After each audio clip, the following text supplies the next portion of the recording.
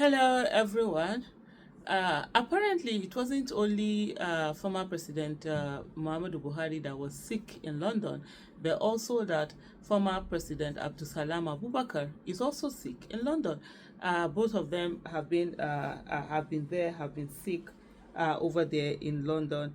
According to Sahara Reporters, one of the things it's saying here is that on Saturday, Sahara Reporters reported that Buhari and former Nigerian head of state Abdulsalam Abubakar were still hospitalized and in life-threatening critical condition in London. Apparently, they had already done an announcement of this. The fact that Buhari was also critically ill, and Abdulsalam Abubakar. Now, former President Buhari has passed on. It's Abdulsalam Abubakar that is there, also critically ill.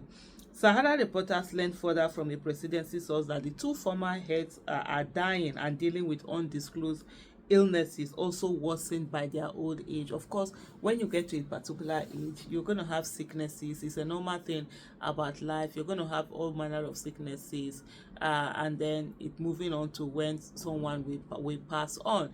That's a normal thing, about life.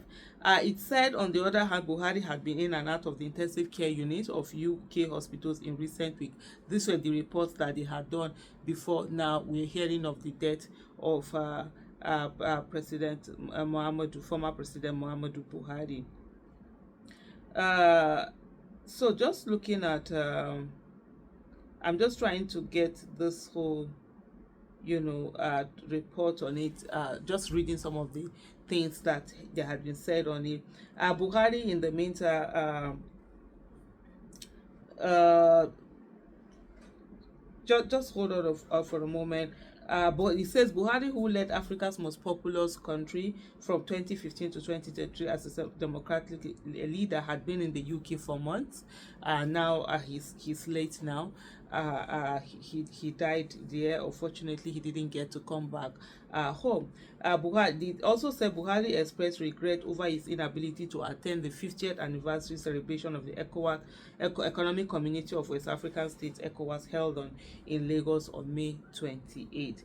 In a statement, he explained that medical assessments in the UK required his attention. Regrettably, former President Muhammadu Buhari had said, "I'm currently in the United Kingdom undergoing routine medical checkups and therefore unable to attend the historic event." Buhari's former medical trips as president. During his 8-year tenure as Nigeria's president, Muhammadu Buhari became widely known for his frequent foreign medical trips, particularly to the United Kingdom. These trips, often shrouded in secrecy, sparked national debate and criticism, especially given Buhari's earlier campaign promises to end medical tourism and improve Nigeria's healthcare system. Because these were part of the campaign that Buhari had made, and even then, there were some reports that were shown where he showed that he attended, medical care here in Nigeria. But unfortunately, by the time he became president, that was not what was said. It says Buhari's first known of medical trip occurred in February 2016, less than a year into his presidency. Officially described as a short vacation, it was later revealed that he had also sought medical attention during his stay in London. Just a few months later, in June 2016, he returned to London for treatment of an ear infection. This trip drew criticism from the Nigerian Medical Association, which pointed out that Nigeria had qualified specialists capable of handling such condition. The most significant and controversial of Buhari's medical abscesses began in January 2017 when he left Nigeria for what was described as a medical vacation. He remained in London for 50 days, returning in March. Barely 2 months later, in May 2017, he departed again for further treatment and stayed abroad for an unprecedented 104 days. The nature of his illnesses was never officially disclosed, fueling speculation and concern about the president's capacity to govern. During his period, then Vice President Emi Obasanjo served as acting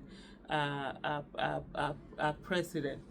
And I remember, there were so many lies during that time that he wasn't sick and everything. There was just after he returned, they now started telling us that he was sick. I was like, what do you want us to do? And people were like, that was all a lie that was told and everything. I'm like, in sickness, why do you hide sickness? Everybody is going to fall sick and all of that. But in this one also there is continuation. But I think particularly, before I even come back to the write-up on Sahara Reporters, is to say it's quite heartbreaking that someone will be a president for 8 years and you're not even unable to ensure that there is medical treatment that you that just specifically tailored to your own health, that can take care of you, to have world class, hospital, world class equipment, world class personnel on Nigerian soil, even if it means it's in the back of your house, to take care of you.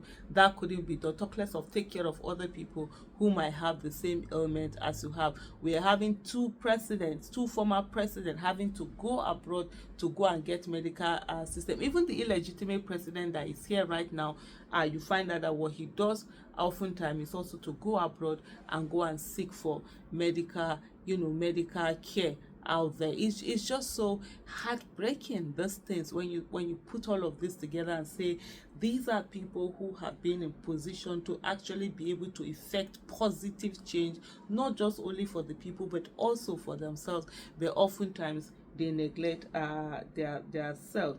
In total, according to Sahara Reporters, Buhari is believed to have spent over 230 days abroad for medical reasons during his presidency.